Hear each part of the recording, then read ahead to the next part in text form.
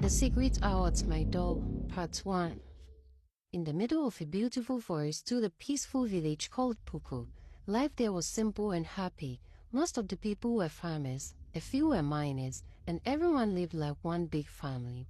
The village was always filled with laughter, songs at the farms, and the sounds of drums on weekends.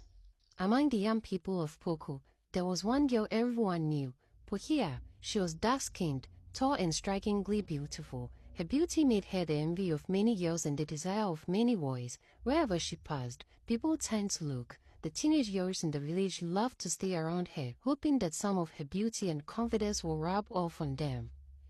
But Pohia had one problem. She was disrespectful. She spoke carelessly to elders, even those old enough to be her grandparents.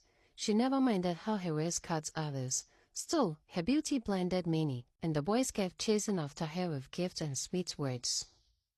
Only one boy in the village never paid her any attention. His name was Kofi. Kofi was handsome too, strong and hardworking, and the girls admired him. But unlike others, he wanted nothing to do with Pohia. He had heard too many stories and even seen with his own eyes how she insulted elders and misbehaved, even without noticing he had seen her. That only made Pohia desire him more. Of all the boys in Puku, he was the only one she wanted. Kofi lived just a few houses away from her. Often, when he went to fetch water with his younger sister, Issy, Pohia would rush and take her mother's pot, telling her mother she was also going to fetch water just to meet him at the stream, but her true reason was to be near him, hoping he would notice her. At the stream, Kofi and Issy would laugh and chat as they fetched water. Pohia would always arrive, pretending it was just a coincidence. Strangely, her rude and disrespectful attitude would disappear the moment she saw Kofi. She became polite, soft-spoken, trying to smile sweetly, all for his attention, but Kofi never looked her way. One afternoon, as Kofi lifted his sister's pot of water onto his shoulder, Pohia arrived at the stream. Issy noticed her beauty and smiled. She asked if she could be her friend, and Pohia said in her sweetest voice, "Nice to meet you too, Issy." Pohia's heart burned inside her because she only did that for Kofi's attention, but he simply turned and walked away without even noticing her.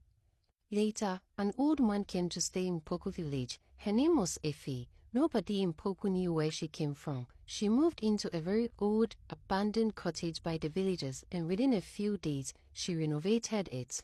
She fixed the walls, cleared the bricks, changed the roof until it looked like any ordinary home in the village. Yet, nobody knew about where her family were. Rumors spread that she was a witch because of how she lived alone, worked at odd hours, and how strong she was despite being aged. One afternoon at the stream, Kofi and Issy were drawing water. Efi came with a pot too but struggled. Kofi with pity helped her carry the pot to her cottage. After that day, he began to help her more, fetching water, carrying firewood, often doing chores for her, all just because he felt sorry for her loneliness and how people rejected her.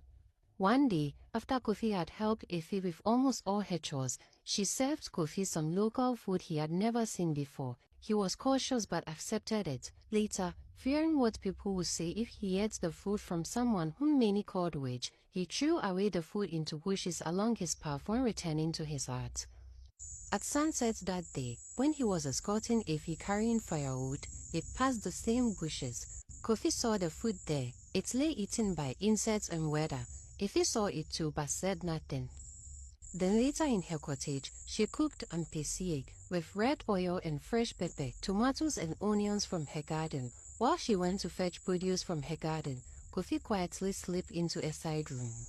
He saw fair legs, smooth feet, long natural hair, someone lying with their back toward him. Shocked, he pulled the cloth curtain back and sat near the fire, heart pounding. Efi returned, noticed Kofi's discomfort. He then apologized for throwing away her food. He added that his parents wouldn't allow him to eat strangers' food. Efi sighed softly. She told him a story. Once, she warned her children never to eat from strangers, but unfortunately, one of her daughters did. And that brought disaster they still lived to resolve. Then Efi said the food he threw had been reserved for her granddaughter, who went the whole day angry because of it. Kofi's eyes widened. "You have a granddaughter?" he whispered, the first time he knew of her. From that night, Kofi began visiting the cottage more often, not just out of pity, but drawn to the beauty of the hidden granddaughter he saw. Pokia noticed her jealousy grew because she saw Kofi helping Effie all the time. She whispered to her friends, "Watch, Kofi is getting too close to that witch. She might harm him." One evening, the village suddenly became noisy. At sunset, villagers shouted, "She's a witch! Kill her! Kill her! She is a witch!" Stones were thrown.